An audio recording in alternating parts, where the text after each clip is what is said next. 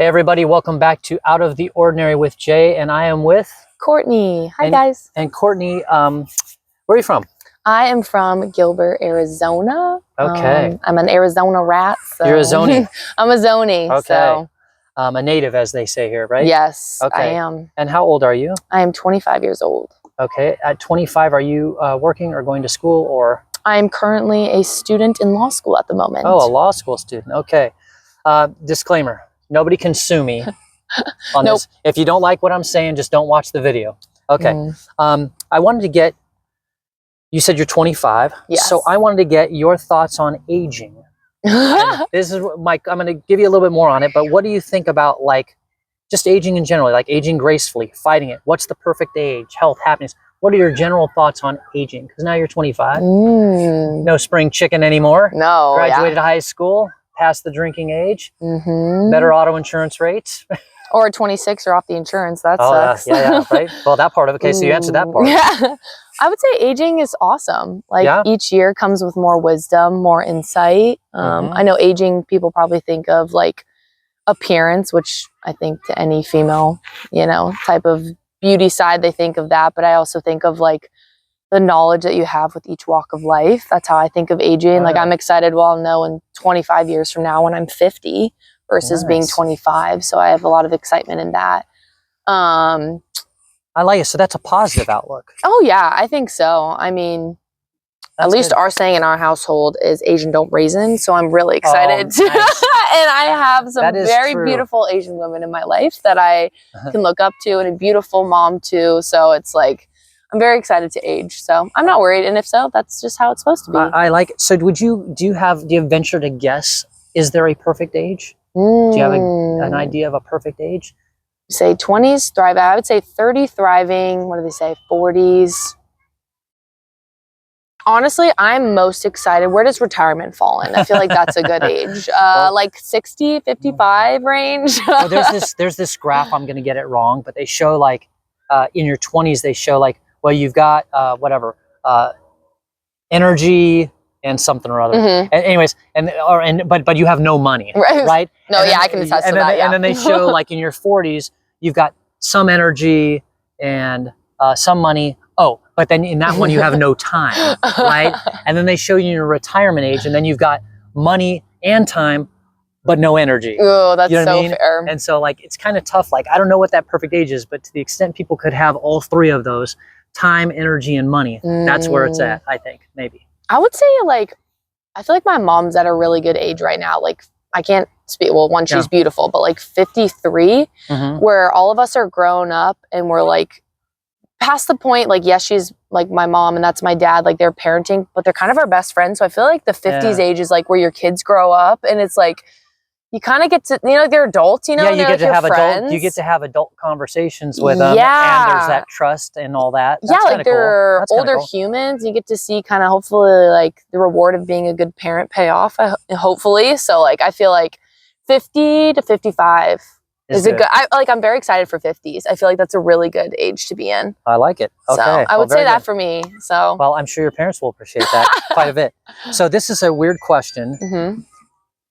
I'm going to say I came to you today with a magic pill, okay? And it's the only pill in the whole world like this. And I hand it to you, and it's going to grant you immortality from this moment on. You'll be this age forever.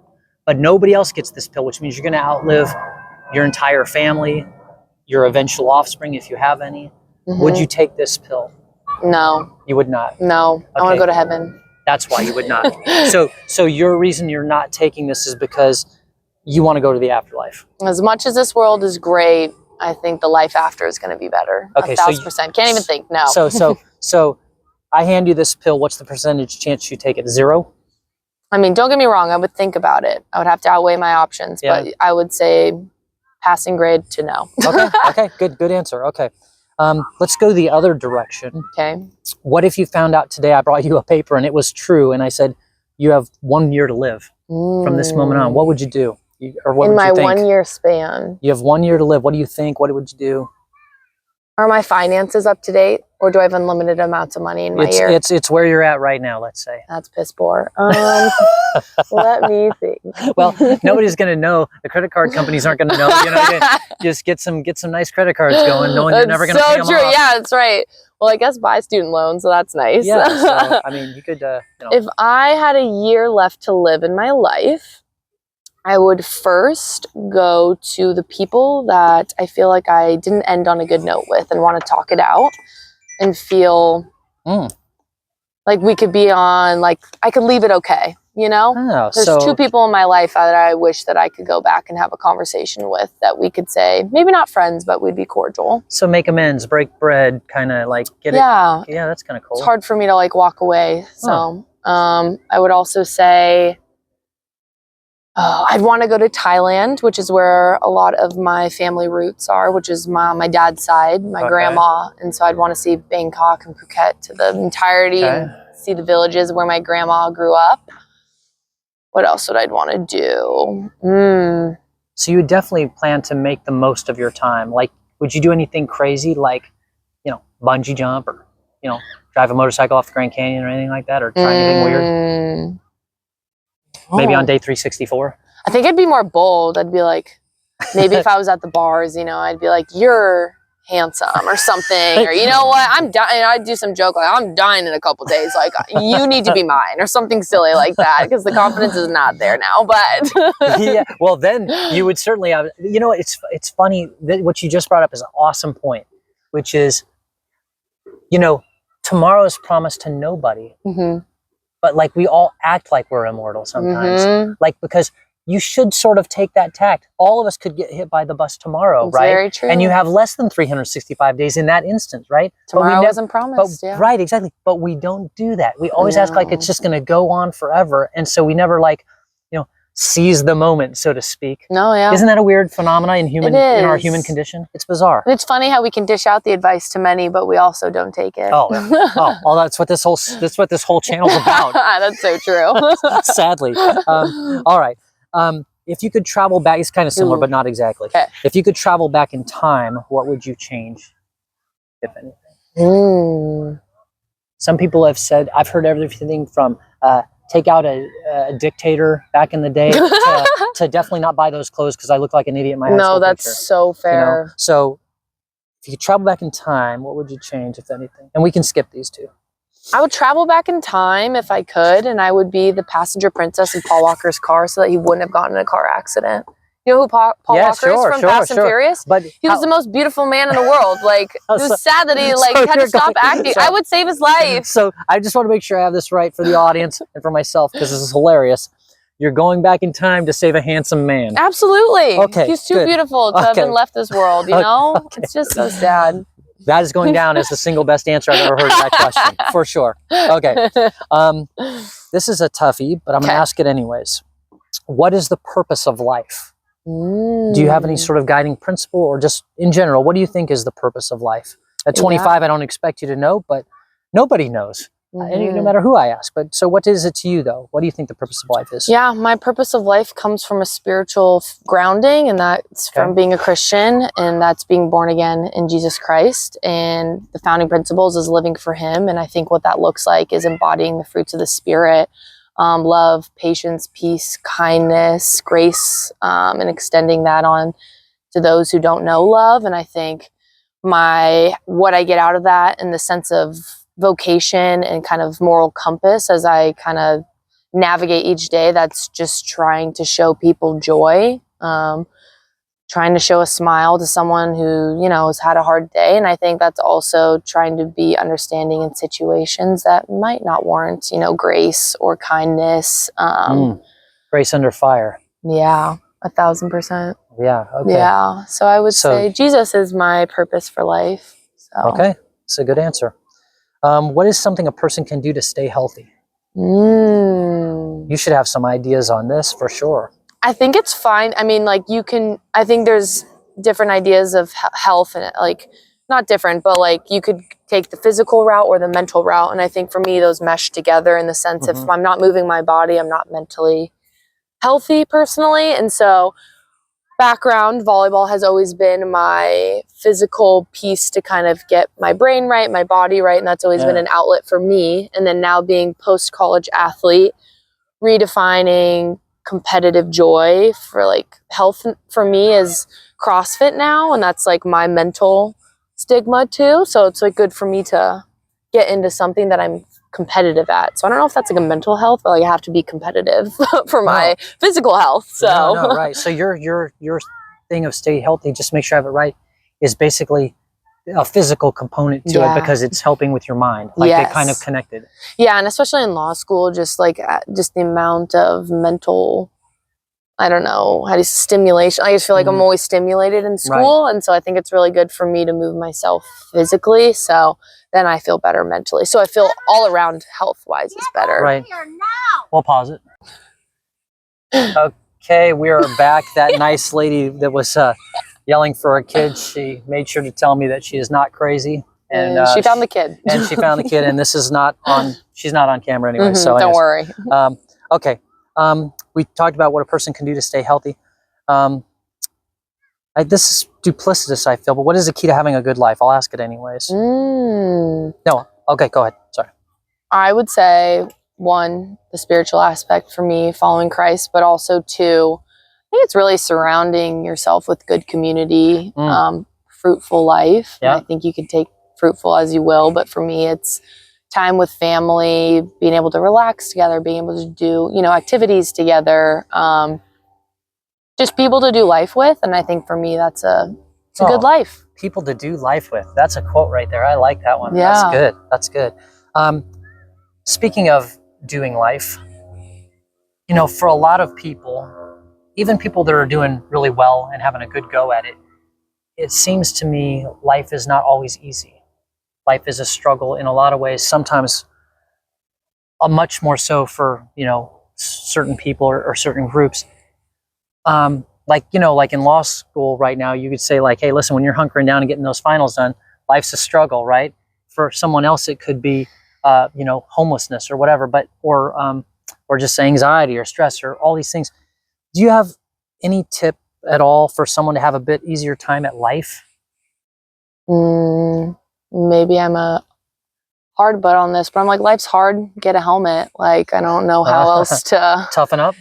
Yeah, I think maybe I'm different, but I do think society has kind of gotten a little light in regards to toughening up. I think life is just hard and you make it what you will. And I think that's the amount of effort you put into it. I think you can sit there, you could cry about it, but why cry about it when you can do something about it? That's kind of the saying my mom used to tell us growing up. And I also think it's perspective too. I mean, yes, there are a lot of bad things in this world, but I think it depends on how you let that affect you and how much you like sit there and let it resonate and really just, you know, like I think it's a good thing to sit and feel your emotions, but sometimes I think sitting and sulking in it, I think that's where it can really get you down and it really deters you from making change or a difference or like getting out of that cycle, you know? And so you know, no, go ahead. No. You know, that made me think of is when you said that is like, you know, the whole toughen up or life's hard, get used to it. That sort of that vibe is it made me think of like, say someone falls down or whatever, right? It's real easy just to pick them up, but like, let them try to stand up, let them fumble through it. Let them stand on their own two legs because that's, you know, like I feel maybe you might be right that maybe there's a little too much of picking, too much hand holding. Yeah, as opposed to, and it's funny because it really is like you might think that you're helping, right? But really, what you're kind of saying to the other person that you're trying to help is, I lack confidence in you. You can't do this yourself. You need my help. You know what I mean? And so I can see your point of view on that, where the messaging, they might be well-meaning by trying to help, right? But in reality, they could be doing the very person they're trying to help a disservice in the long run, potentially. Is that kind of... no, 100%. And like, I think my biggest thing is like, why I want to learn and do things is like, I want to be capable, you know? And of course I want help here and there, but I mean, I want to be a competent human, you know? Well, you want to be able to, to make it. Yeah. You know, I get it. Yeah. So that kind of leads to the next question is a good little segue, which is, and this is a challenging question. I apologize for you having, but what do you? How can you be kind to people that are harming themselves? Like, I'll give you an example. Let's take your law school for a moment. Let's say somebody's always complaining about the homework, right? Over and over again. Oh, I just can't. I have no time for the homework. Meanwhile, you just got done watching them play 8 hours of video games 4 days in a row. Yeah. And so when they come to you and they say, gosh, Courtney, I don't know what I'm going to do. They never give us enough time for this homework. And you're like, everything in you wants to just scream, dude, you've been playing 32 hours of video games in the last 4 days alone. You've had the time. Like, how do you be kind, or should you be kind? How do you react to something like that? Where, not that exact example, but just in general, they're harming themselves in front of you. Yeah. But you care for them deeply. Yeah. I think just going off maybe using like the law school reference, I would just say like, do you think are you the best use of your time at the moment to, I don't know, accommodate to the rigor of school? That's why it's probably like dampening your spirit towards stuff. Like I would say like, are you being smart with how you're using your free time and things like that? But I think I would just approach with them and just say like, hey, we're all in this together. Like we can either, you know, you're welcome to come with us to a study group. You're welcome to sit with us at the library. I think sometimes people need a little bit, maybe not much of a hand-holding, but a perspective change. Like, hey, this is what I'm doing at the moment. If you want to come to the library with us and study, and maybe offering other options to like get to the end goal. You know what I mean? I think that's a great idea, but I'm going to challenge you further. You made that overture to me. I'm the slacker playing video games. And I say, you know what? No, I'm going to hunker down. I'm going to do it myself here. You guys go on. You leave. I pick up the video game pad again. You come back. The first thing I do is start complaining again how I didn't have enough time. Sadly, my like instinct is to want to be like, this is the type of person I don't want to associate with in law school, you know, because I'm like, you know. That's an interesting, in other words, maybe not be surrounded by that. Yeah, because they don't really get me as the go-getter. Like, I don't feel like they would, like, I don't feel like that person they take me as a person who would be at the end of the year, they'd be like, can I have all the outlines? But at the end of the year, at the end of semester, someone who didn't take a single note. That would be like, can I have that? And I'd be like, no. Can I choke you? Yeah, literally. No. I got you. Okay. Oh, that's like a tough one for encouraging. No, that's a good question because I wish I could sit with it longer other than... Well, let me give it to you one more Yeah, give me another scenario. Which is there's a million places where you could see this play out in life. And probably we do it ourselves, you and I, and we're not even realizing what our version of this is. But like, I'll give you an example, like the person that say they're very, very overweight, right? And, they say they're on a diet, but like, they're really not. And then they're always complaining about, or they're saying like, oh, I don't eat that much. Meanwhile, you're sitting there right in front of you. They've got 4 plates of food instead of like your 1, right? And they already know that, like, you don't need to give them advice. They know. Do you know what I mean? Like, I don't know what the best way is to be kind sometimes to, you know what I mean? Because like, I feel like it's like a fine line between like acceptance. Okay, that's the way that they are. And then like enabling. I guess then my second thing, if we're using the second scenario, I guess I just try to level with the person. Okay. To like, so just honesty. like let them, like just be like, hey, I know this is a really tough topic and I just want you to know, like, you're not alone. Like, I could also say, like, I also struggle with my own things too, like body disorder, you know, things like that. It may not be to their own level, but to some sort, it falls down to like body, like being a female. That's a tough category with the tube. And then welcome to Club Human. Yeah, literally. And so I guess I would just say, like, how can I be your accountability buddy, or how like I feel like I'm a servant leader, and so I want to help people. I and like so if I could help in any way, like, what can I be doing? Like, can we do something together, like meal prepping together on Sundays? Can we exchange recipes towards one another? Like, how can I encourage you? Because then, like, to be honest, it also encourages me as well. You know, it keeps me accountable. So. And you get to be nice to somebody. But also, Courtney, you know, you just brought up a great answer to this question, which is, rather than tell them anything or give them advice or anything like that, ask them. I love that. What can I do? How can I help you? How could I best be your friend in this circumstance? I think that's one of the best answers I've ever heard. Oh, that is excellent. Okay. What's a favorite place you've ever lived or ever been to?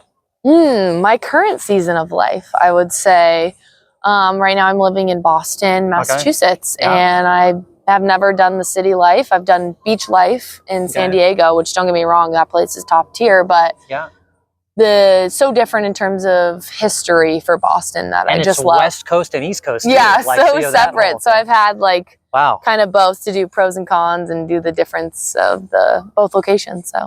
So okay, we'll go with this then. Okay.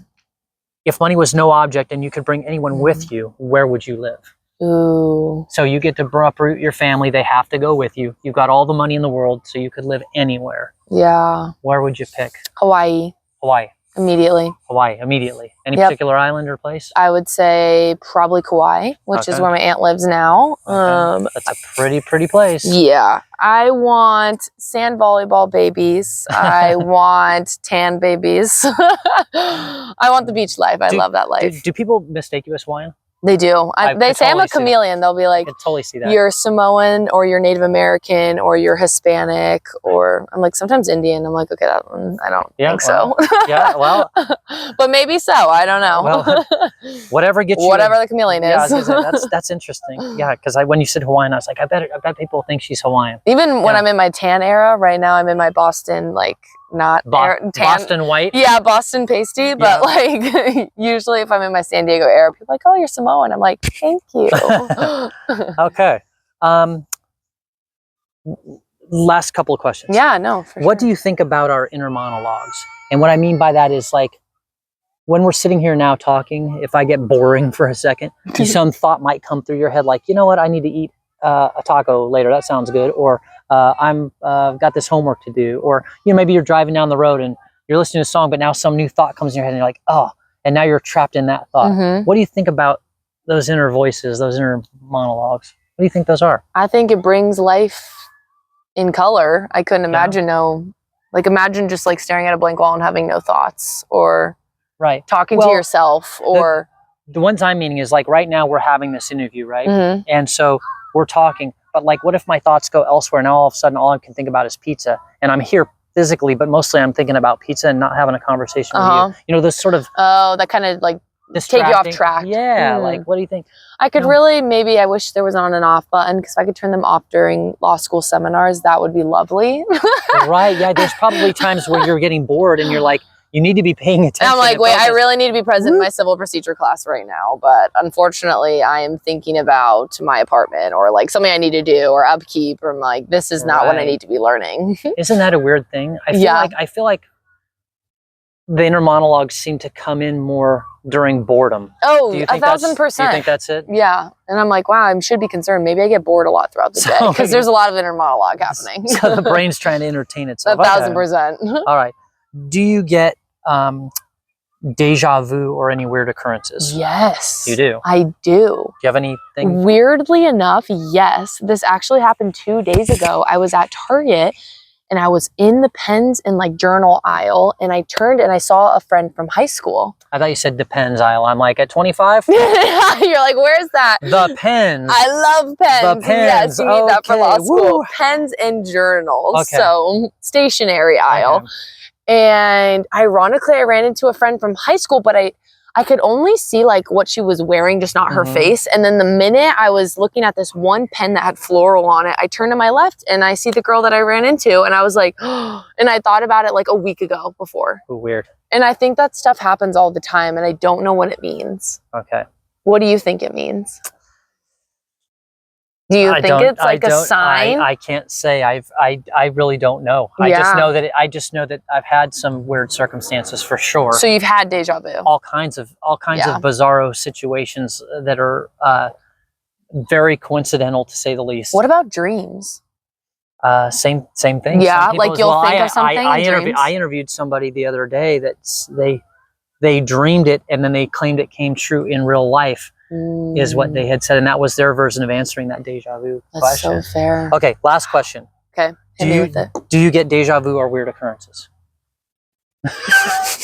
Yes, I do, and I just answered that. But what do you mean weird occurrences? I don't know. like things that are super coincidental, you know, like unexplained. Yes, weirdly enough, but maybe because it's Boston. I've only lived in Boston 4 months now, and I've ironically ran into 3 people from home. So like today. That's strange. Or not today, like 3 days ago when I was in Boston, 3 times. 2 people, one from high school, one from college, and one from the gym that I worked at in high school. Which is super interesting. Just walking the street. Because you're from, you know, Phoenix Metro where there's 5 million people. Yes. And then you're in Boston where there's millions of people. And the idea that you'd bump into 3 of them, that is, see, that's pretty, like I always look at things when you were asking me earlier about deja vu and weird occurrences for my own thing. I tend to look at things in a probabilistic point of view. And so when the probability is really low and it happens, and that weirds me out. Yeah. Because I'm like, well, that's you're like, so what's low. what's the background there? Why? It's very, very interesting. All right. Thank you, Courtney, for answering my questions. Thanks, guys.